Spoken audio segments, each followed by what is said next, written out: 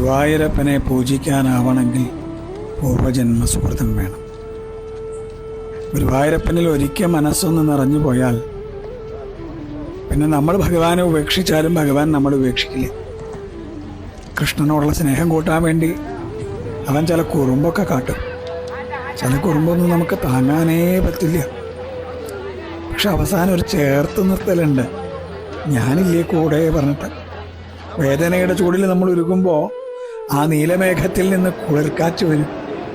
ആളുകൾ ശകാരവർഷം നടത്തുമ്പോൾ പൊന്നോടക്കുഴലിൽ നിന്ന് സ്വരരാഗ ഗംഗയൊഴുകും. നമ്മൾ വിശന്ന് കണ്ണാന്ന് വിളിക്കുമ്പോഴേ കുഞ്ഞി കയ്യിൽ അവിലും ചീരക്കൂട്ടാനൊക്കെ ഇട്ട് വരും. നമ്മൾ വല്ലാതെ തളർന്ന് വീഴാൻ പോകുമ്പോൾ നമ്മളെ മാറോട് ചേർക്കും, കൂടെ ചോദിക്കും, കൃഷ്ണ ഗുരുവായൂരപ്പൻ.